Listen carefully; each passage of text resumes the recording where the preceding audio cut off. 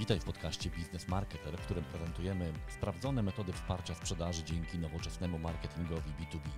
W tym odcinku bonus, wywiad z Uwe Siebacherem, ekspertem marketingu B2B. Zapraszam serdecznie, Łukasz Kosuniak. W tym odcinku czekają nas dwie zmiany. Po pierwsze, odchodzimy od formuły audiobooka. Wrócimy do niej oczywiście. Cała książka ABC Marketingu B2B będzie dostarczona za darmo, ale mamy po raz pierwszy wywiad. Po drugie, będzie to wywiad w języku angielskim z Uwe Siebacherem, osobą, która moim zdaniem w tej chwili nadaje ton współczesnemu marketingowi B2B.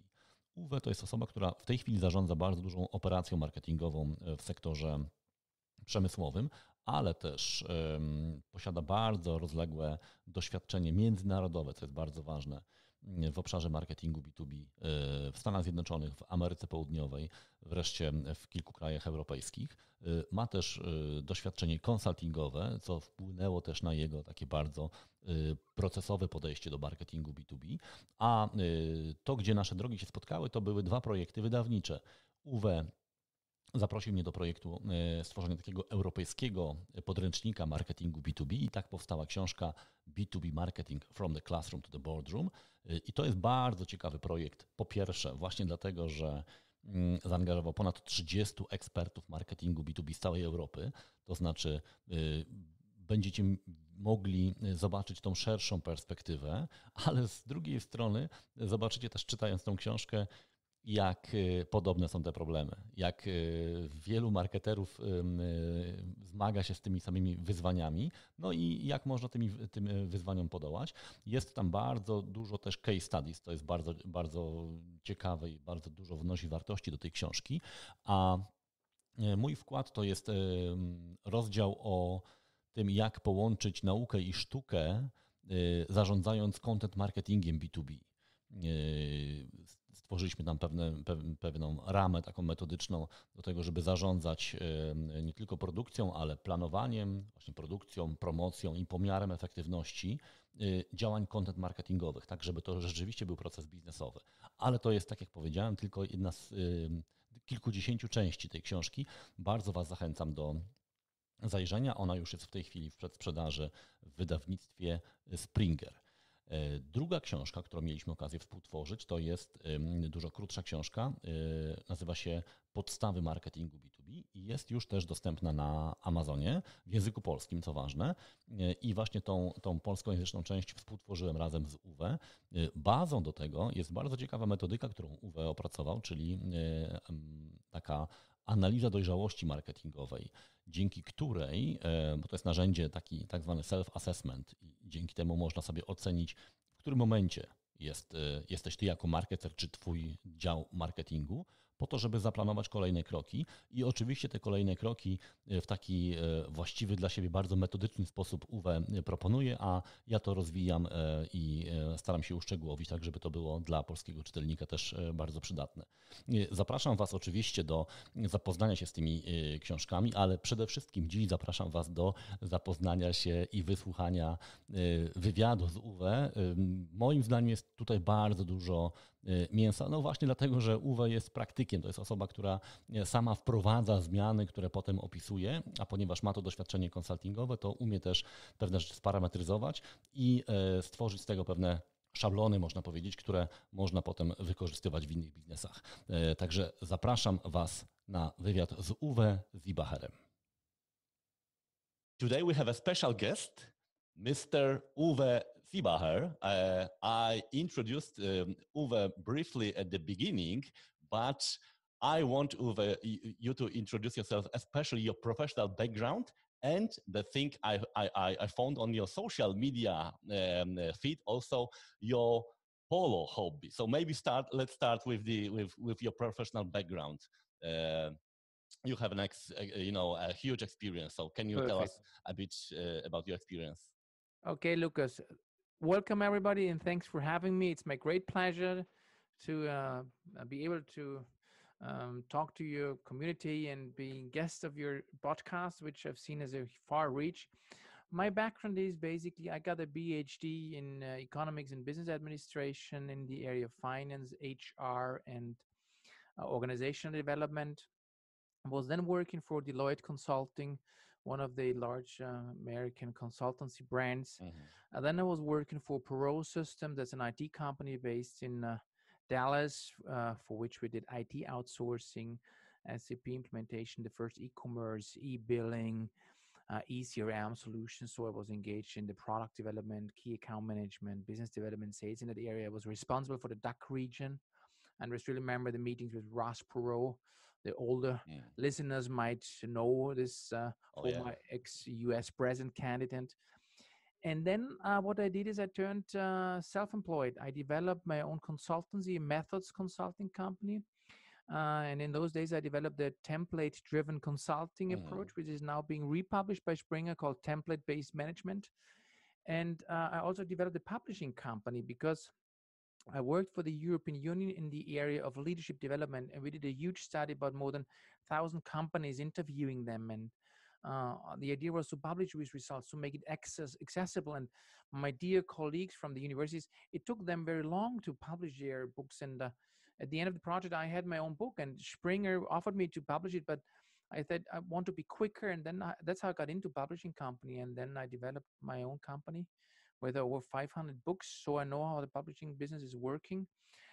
Due to private reasons, then I sold my companies because my parents, frankly, said that either my sister or myself have to get back to Austria because they are retired. And due to the fact that my sister lives in the US, and her husband is engaged in the our automotive industry, it was not easy to them for them to move back to Europe. So I sold the companies, moved back to Austria in to 2012, and then yes, then I used the time to get into polo because living in Uruguay, and for 3 years. Also, we got into this equestrian sport. My wife is a Western horse rider for many years, but I got in Uruguay in the polo sport, and Mhm. then I played polo and set up a company. The Jakie Polo Sports is a global luxury lifestyle polo brand where we have fashion, textiles, apparel, and equipment, and also our own breed. And after 5 years, an international group came across around the core and asked me whether I would be interested to join them as a global director for marketing and communication. And this was in June 2017 when I joined the Andritz Group. That's an industry group with more than about 30,000 people worldwide. We have 7 billion order intake. We're in the water business, in the separation business, in the pulp and paper business, and the mechanical and the metals business. And since then, basically, I totally turned upside down the marketing from a real coloring in department in those days. And we started with market automation, with lead generation.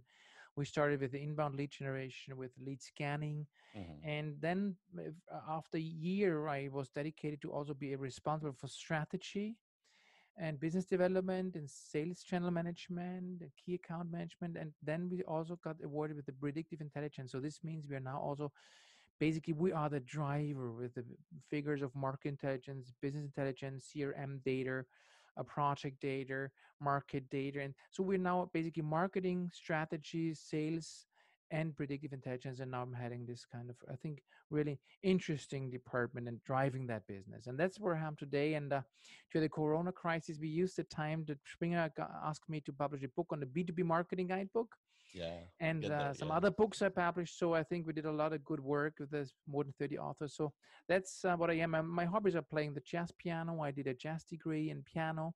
My kids play the piano. I have 3 kids, a daughter Ella, two boys, Paul and Tim, now 16 and 18. They all play polo. My wife Yvonne, she's a pharmacist. And so yes, and now we live all in Austria, and we're happy and safe and healthy, and going through the COVID crisis. Perfect. So we have a man of the Renaissance here, and then right now I can understand, because what amazed me in cooperating with you is how efficient you are in producing content. I was involved in many different publishing projects. I have my own book, a set of video courses, but every time you engage in a new project, I'm amazed how fast is it. And right now I start to understand that you have great experience in just producing high quality content, and you know how to make it very efficient so that's also valuable for me. So my first question in terms of the business topic of our podcast is I'd like you to tell us what's your thought about the current status of B2B marketing in Europe, especially in comparison to the US, because you have a huge experience here and many other countries. Are there any similarities between European countries? Is there any trend pattern you see right now developing? What's your view on that? I think overall, and that's a really good question, Lucas, B2B marketing is the right point of in time to be in B2B marketing. It has never been a better time. And Joel Harrison from B2B Marketing in London put it that B2B marketing has come of age. This means it's now mature enough and it will be the driver. And organizations not being aware of that and not being able of taking advantage of leading edge B2B marketing will lose out on the market. So this is overall this scenario in B2B marketing. Now, having said that, there is a huge divergence between B2B marketing in Central Europe and the Anglo-American environment. Because if you look back to the organization etymological approach, B2B marketing, industrial marketing, has emerged as a kind of a luxury. B2B marketers were either the former secretaries or the people positioned in B2B marketing not to make any harm in any other part of the organization. So, and these departments initially were asked to organize golf tournaments or parties or trade shows. Yeah. Not really necessarily to create added value order intake. Yeah. And in the US, due to the fact that only taken the fact that the percentage of CMOs in organizations is much higher than in other parts in the world, reflects the fact that in the US, the awareness, the sensitivity, the US industry, US market has always been market driven, surprisingly, because big brands are coming from the US. And looking at the European industry, we are a very conservative industry, very heavy industry, and not marketing driven. So, and now there is a huge paradigm shift because, and Joel Harrison, again, I have to quote him because he's sitting in the island in Britain, and he has an overview about the divergence. He says, in regard to the awareness of B2B marketing, America might be a little bit ahead, like 5 to 10 years. But we in Europe approach the topic from a much more structured, tangible, KPI-driven way. So, and now we have to get the best of both worlds in order to enable the development, enable our dear colleagues, because also the educational sector and management development in universities does not provide what we need in order to really get ahead and be able to contribute to the sustainable success and survival of companies. And I think this is now the big challenge of all of us in order to enable organizations, to profit from B2B marketing. So there is a divergence, but now we have to get the best out of both worlds, structurally, but also in regard to awareness and sensitivity, to really be able to sustainably ensure also conservative industries in a very disruptive as a service, as a Netflix environment where you don't buy products anymore, where you need to change technical sales. We will see dramatic downturns in technical sales. We need to automate marketing and sales. And this is all what comes into play here. And following this question, your current role is to drive not only the marketing activities, but the whole, as I understand it, the growth of the company. But you started your job in a very traditional industry, yeah?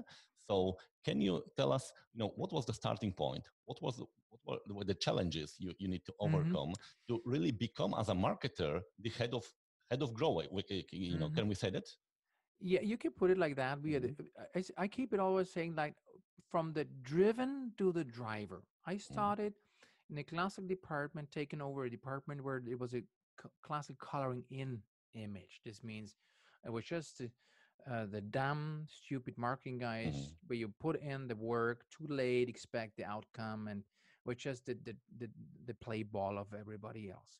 Now, what then I did is I started, and this is exactly what also we wrote in our book, look at the marketing process library. I started to internally structure the department that everybody was aware what we have to do with deadlines, clear deliverables, so that nobody could use marketing as a play ball at the playground. And I think this was at the core, because Similar to a person, you can only be authentic if you know what you can, if you have your values, your beliefs, then you become authentic, empathetic, and logic, and then you start growing because you know what you are. Similar with organization development. Once in a and that's not only for marketing departments, for all departments. Once a department is not set up structurally, internally structured regarding processes, job descriptions, objectives, you will never be able to perform because you always be play ball because you're internally not authentic. So I started to define structures. We set up a marketing process library of 150 pages and then started to communicate what we do, how we do. We took the organization, create the awareness of how we work. And with this step approach, I could enlarge our area of responsibility by building trust, being transparent what we do, that we carefully spend the others' money, because in those days it was money the others earn. But now we don't have this understanding, we or they, because we contribute substantially to order intake by increasing our inbound leads by over 350% within 6 months. This is enormous. Yeah. So we are now a contributor of content and also inbound leads and cash de facto in the end. And this was a journey which is easily deployable wherever you are, because it's a mixture of speaking the language of the C-level, of the managers, of the salespeople, of the people in product management, R&D, and playing the same game and applying the same rules as they have to function in.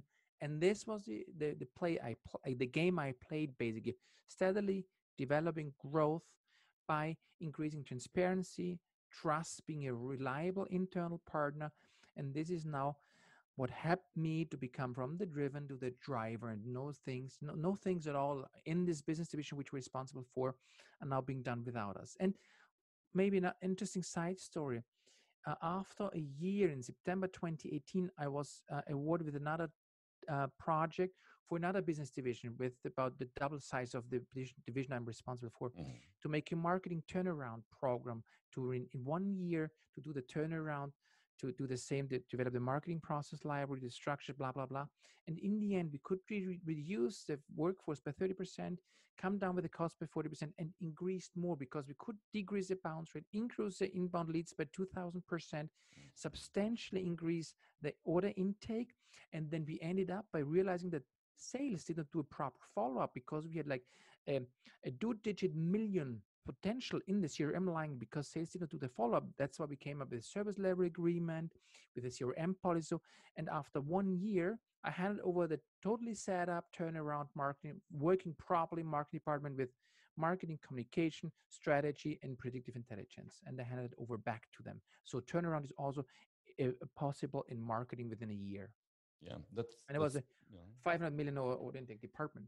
Amazing achievement, and that's a great background story for our conversation about the first book. And what amazed me when we've been working on the B2B marketing essentials is that actually, the problem you described at the beginning, that if you do not work on a structure, the processes, you are driven, not the driver. And I hear it, very often from marketers complaining that they are not treated seriously, but at the same time, they are trying to avoid the, I call it in the Excel approach.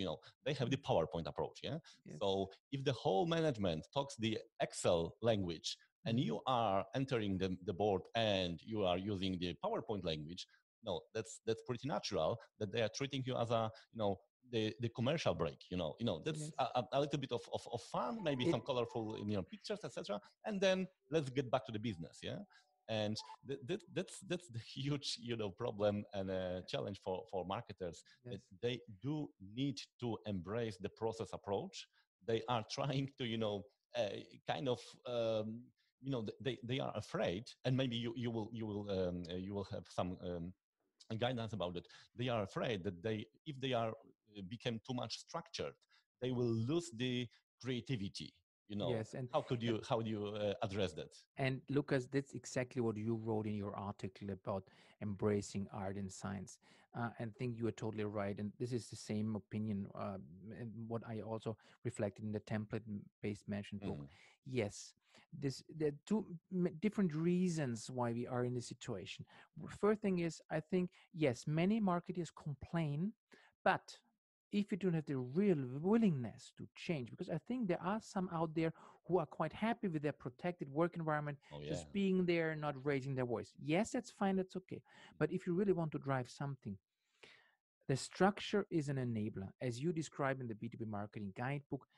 Even though you think at the beginning that the structure will block you, no, they are the driver, because you have a procedure how to work, and this gives you free time for creativity.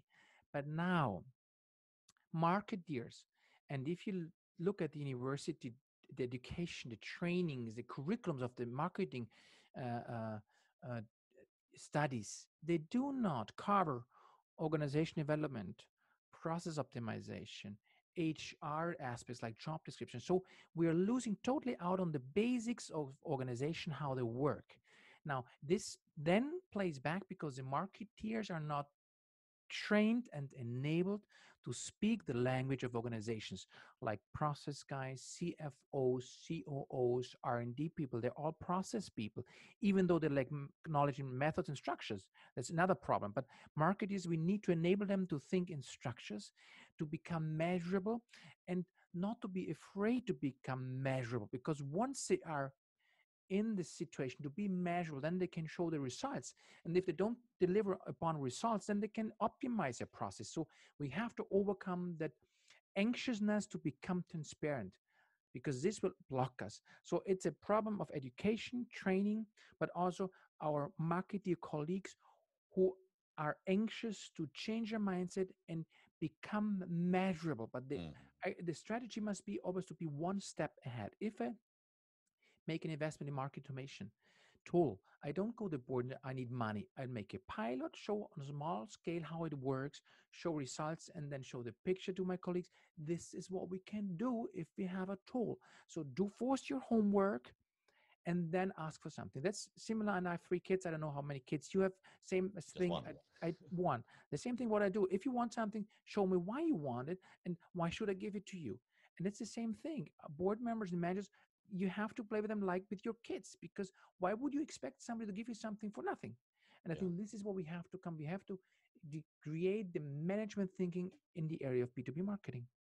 Yeah, that's a crucial, I would say, crucial skill set for the modern marketers to really, learn how to talk the language of management, to be understandable, to avoid, I call it the muggy water, it's like it's safe environment, but you are not visible there, and you cannot develop.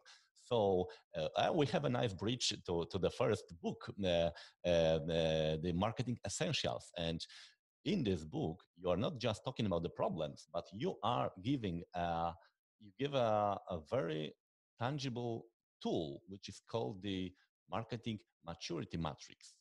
Can you elaborate a bit about that? Because it's like a backbone of the whole book, I would say, even if it's in the end. Yeah, the marketing maturity model is something, Lucas, which I made. I made a virtue out of a problem, because I was asked in my different consultancy projects and how they can develop, where is their benchmark or a matrix to develop where they are. And as since my career as a consultant, I more and more started to think in process and work in process, because you need to get the rubber on the road. If you're a meta expert, your problem is that you don't get your rubber on the road if you're not working alongside targets, deliverables, and processes. So I developed this marketing maturity model simply based on what I did within my current job. What did I do from merging from a coloring in department, the driven, to the driver? And I developed these 5 stages, of which I think are crucial and provide a guidance what to do on which level. And with this little 50-page book, we can then allow our colleagues to get an overview what they have to do, cross check with the assessment test where they are in order to understand where they need to start. And based on this, they can get back to us, ask for guidance, support on a remote consulting, whatever, and lead them through. Because we have to also be aware that the organizations in today COVID times need to increase their internal value creation. They cannot afford highly paid consultants on a monthly basis. They have to have a quick call for 200-300 euros and then work on and next time call again. I think this essential provides what you need to get you within an hour in the stage where you are. What is your problem? Based on this assessment of what you get, then one could say, this is what you have to do, step 1, step 2, step 3, then you can start guiding. And then with the right setting and coaching, you will face surprising things because you will create transparency, you create trust, and then you start moving. And all of a sudden, the organization will follow you and you will increase your area of responsibility. Yeah, that's why I like this approach, because many marketers right now, they are pretty aware that they need to change something, but the lack of structure, the lack of guidance. So this is one of the example of a very clear, I would not say easy, but a very clear structure, the path to your professional and also personal development as a marketer, and the marketing maturity matrix is actually your, the place when you are giving yourself an assessment. And I encourage you to be very honest about that, because it's just for you. You don't need to show it to anyone.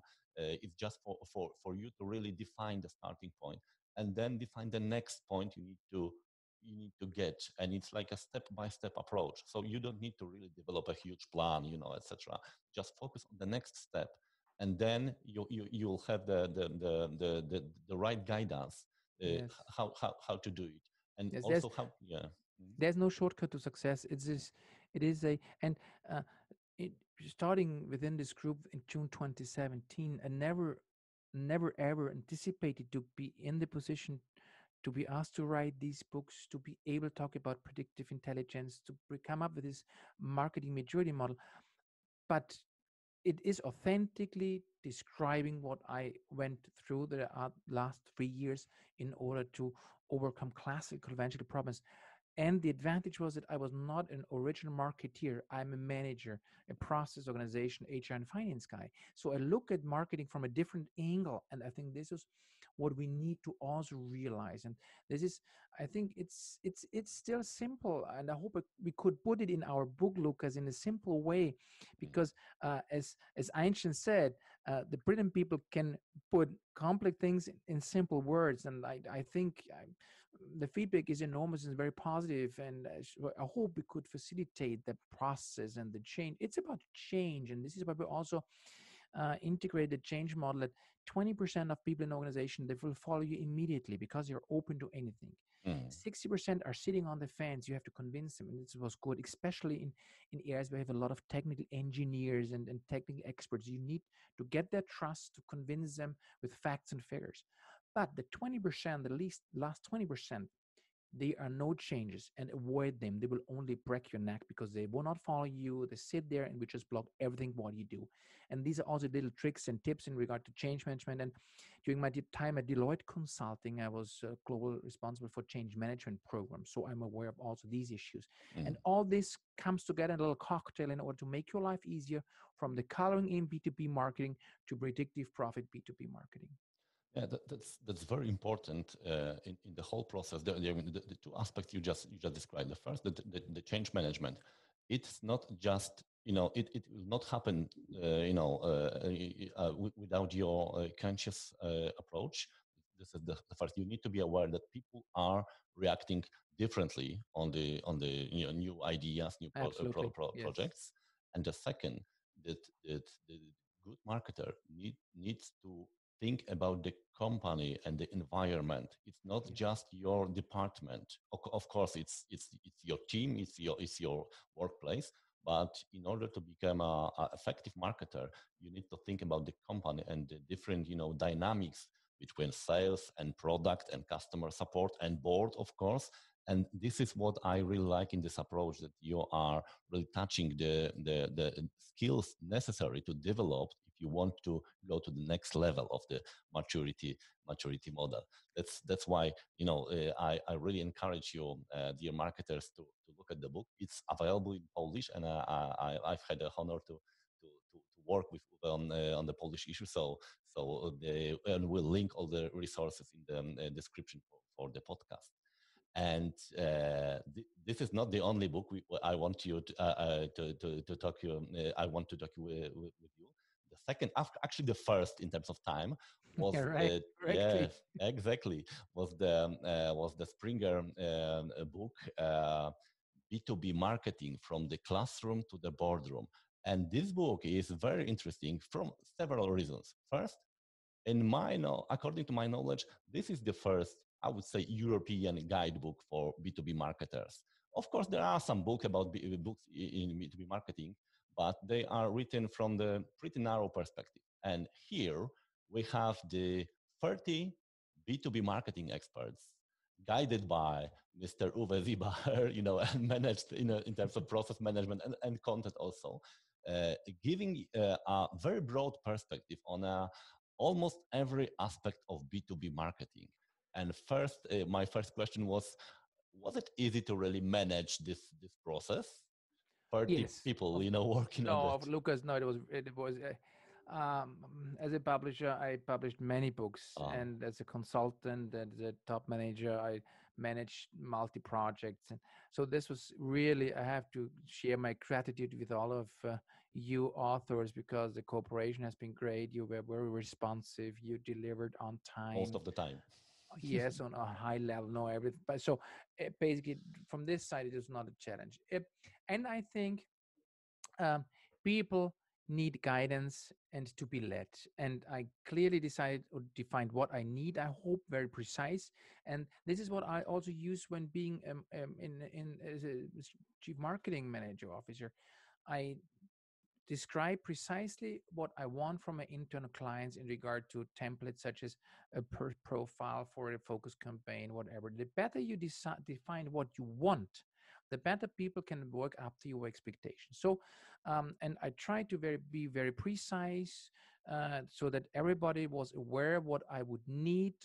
For the case studies, I predefined a certain structure that all the cases would more or less be in the same way, so that the reader can easily get into the structure of the case studies. And yes, I structured the book also in a storyline alongside the marketing maturity, so that also the reader can look at the German version is over 700 pages and the English version 450 pages. So if you take a look at page 300, you know that you are further down the road in regard to market maturity. If you, for example, look at the first case study, that's an entry-level case study. If you look at the last case study, that's the last case describing the 365 days marketing turnaround, a complex, sophisticated project. So the reader can easily find themselves where they are. So it was not a big challenge for me. It was, for me, self-surprising, and also for Springer. They expected the book not to be finished by next year, so they're very surprised, and we got great feedback from Springer. They like the content. They're happy to say it's a unique book, and so I'm very happy. And as I'm only the Sherpa of the project, I can only share my gratitude with all of you, the authors. Yeah, and also it was also a very valuable project for me, because I wrote a book for the Polish market, let's say B2B marketing essentials when you translate it into English. But the cross country perspective, the cross European perspective, really broadened the view. And sometimes, especially people in Poland, and probably in every country, think that we are unique.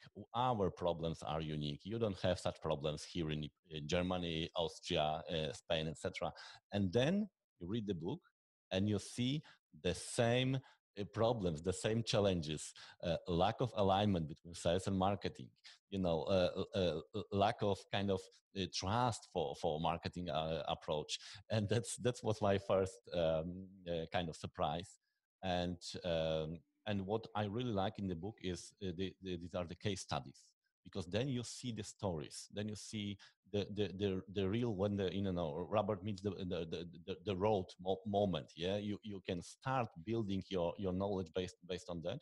and you see, and then you see that it's not like a theoretical approach. It's a very practical approach, and there are people from many different angles. Yeah, there are consultants, people from just practitioners, managers, many different people working on a very unique project. I must say, and of course, we will link to it. It's in a pre-order right now, and actually, this is like again we can call it a guidance from the classroom, which means from the very beginning, from the very base of your career to the top of the notch to the boardroom. But also, I can understand it from you need to focus on a base to be ready to talk to the boardroom, in order to be Exactly. let's Yes. say accountable Right. marketer. Yeah, Yes. so that's a really interesting project. Not just because I was a part of that, but I had an opportunity to really talk to the people, and hear many different stories, but very similar problems and challenges they try to Exactly. overcome. Exactly. Exactly. So Uwe, at the end of our conversation, because times fly really Mhm. fast, I would like you to give two advices. First, for a marketer who is just starting her or his career in a B2B marketing, Mhm. what should be what should the person focus on? And the second is the CEO who want to really build a very effective B2B marketing team or operations. What's your advices Mhm. for these two Mhm. people? In order to answer the first question, Mhm. um, if somebody wants to get started B2B marketing, I think it is essential not to get burned, and to be aware of what is the objective. Do you want to work in a protected environment where you make your brochures and you want to design brochures? Then you need to look for something different in regard to your boss in the environment, compared to if you really want to move something and create sales, cash, really substantially, intangibly contribute to the sustainable corporate success of the organization you will be working for. And therefore, you need to get an understanding whether your future boss can more or less, if I put it like this, spell marketing or not, and what his objective is.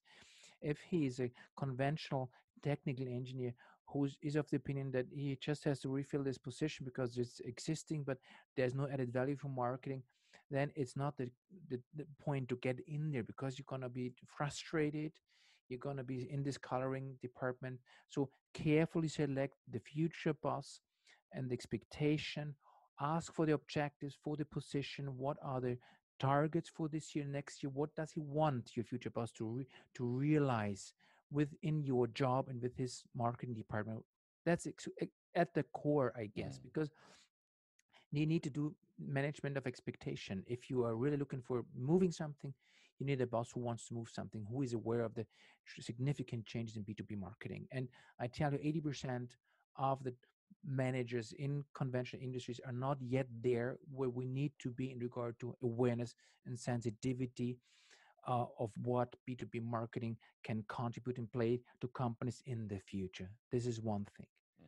The second question is, what has a CEO to uh, acknowledge in order to develop a predictive profit B2B marketing department? First thing is, he has clearly to be aware and make him aware of what B2B marketing can contribute, and that it will contribute substantial part of the order intake in future years. If he has overcome that point, is aware of that, he needs to find a marketeer who is not a pure marketer, but also is a person thinking in structures, coming from organizational background, has a wider perspective how organizations work, and not a pure creativity marketing focus, because that's not enough. A marketeer of tomorrow needs to be a merger of IT, process, HR, and innovator. Because the MarTech stack, the technology enables automation of processes. You have to manage IT, manage expectation, get on board with sales to do sales enablement, manage the sales channels and the sales partners. So that's a totally new perspective of people who are looking at competencies, and he has to be aware of that. And then find a person who can play the entire portfolio of the skill set, IT, HR, strategy, and process, and then add on, have a marketing background, maybe from B2C or B2B. Then he can really and will be able to establish a chief revenue officer or chief success officer and merge sales and marketing, have one budget, because then you never have the problem of that sales will say they're spending our money responsibly or not. It has to, we will face the situation of chief success manager, chief revenue managers being able to then have the entire value chain from lead generation, lead nurturing, lead scanning, customer journeys, touch point management, customer experience, up to market qualified leads, sales qualified leads, cash counts, and B2B marketing will be the cash contributor in the future because technical sales will change dramatically. Yeah, that's perfect summary of our conversation, and I just cannot to really repeat it.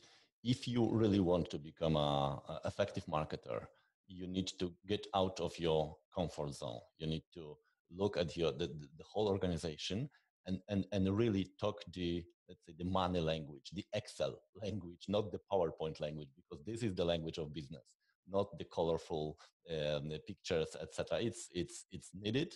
It's sometimes necessary, but it's not enough to really go from the baseline to the boardroom, from the classroom to the boardroom. In order to get there, you need to learn the language of the boardroom. Uwe, there was a great conversation as always. When can we get to know more about your books? How can we follow your publishing? Lucas, the books are online. We have a LinkedIn group. We are online. I would love to come to you to make a coaching where we have the people asking questions. We need to initiate the dialogue to enable CMOs, CEOs, our dear colleagues. I think there's a huge opportunity in the market. I can only encourage you to contact me, to let me know how we can help. Of course, it's difficult to travel, but in October, September, October, there might be a chance. I'm going to be running speeches in October in the B2B marketing days. I'm having a conference in Boston in October. So I think we need to now use the momentum of getting our community together. I'm more than happy to run a keynote, run a seminar there, that we go through the book, the content, in order to enable the group of people. Just let me know how I can be of help. I'm more than happy to share all the knowledge. It's no rocket science. It's just success is a result of a little journey, step by step. I can only encourage you to take advantage of all our knowledge, Lucas, right? Definitely. And I have some ideas, and I just don't want to share before we really discuss it, but we have a very nice a group of people attending our webinars, and it's like they are very interactive. So we can start with that if you are interested. Excellent. We can arrange that. So Uwe, once again, thank you very much for your time and your knowledge and your work with the books, and hopefully we'll have an opportunity to talk much more about the B2B marketing and the modern business approach. Thanks a lot. It would be great. My pleasure. Thank you so much for the invitation, Lucas. It was a great pleasure and honor to talk to you, and I'll stay healthy and stay safe. Perfect. Thank you so much. Thanks a lot. I to już wszystko w naszym odcinku, wywiadzie z Uwe Siebacherem. Jeśli mogę podsumować, to tutaj jest 3 rzeczy, na które warto zwrócić uwagę. Po pierwsze, marketerzy, jeżeli chcą rzeczywiście awansować i rozwijać swoje kompetencje i mieć znaczenie w organizacji, muszą wyjść poza obszar takiej mętnej wody, czy jak to Uwe nazwał, takiego chronionego środowiska pracy. Tam nic dobrego już na Was nie czeka. Trzeba zacząć mierzyć swoje działania, ale też wprowadzić pewne procesy i procedury, które pokażą osobom spoza marketingu, że posługujecie się językiem zarządzania, że to są rzeczy, którymi można zarządzać, można optymalizować i wtedy przejmujecie trochę kontrolę. I to jest właśnie ten drugi element. Marketing musi być samodzielnym zespołem. To znaczy musi wpływać na organizację, a nie tylko pozwolić czy pozwalać organizacji wpływać na siebie. Ale żeby to zrobić, trzeba pokazać, że to, co robicie, przekłada się na efekty, czyli właśnie najpierw uporządkowanie, a potem pomiar tego, co robicie, często na początku w niewielkiej skali, żeby pokazać tak zwany proof of concept, a potem skalować. W ten sposób rozmawiacie językiem, który rozumie zarząd. I trzeci element to jest takie wyjście poza myślenie tylko i wyłącznie o działalności marketingowej. Jeżeli jako marketer chcesz rzeczywiście mieć wpływ na organizację, to musisz zrozumieć jej pozostałe elementy. Musisz rozumieć sprzedaż, produkcję, HR, tak jak Uwe wspomniał, no i umieć się porozumieć z zarządem, bo wtedy tak naprawdę będziesz umiała wytłumaczyć, przełożyć to, co dzieje się w marketingu na rezultaty biznesowe, czy to właśnie sprzedażowe, czy to związane z rozwojem produktu, czy z rozwojem osób w organizacji. Więc warto pamiętać o tym, że dobry marketer, który chce się rozwijać, musi wyjść poza taki klasyczny obszar dziedziny marketingowej, bo my zbyt często myślimy o marketingu jako tylko i wyłącznie komunikacji marketingowej. Marketing to jest element strategii firmy. Bez dobrego marketingu nie ma dobrej strategii firmy. No i tego Wam życzę, żebyście być może korzystając z tych zasobów, o których powiedzieliśmy, czyli książki Podstawy marketingu B2B i B2B marketing from the classroom to the boardroom, ten progres sobie zaplanowali i go zrealizowali. Wielkie dzięki.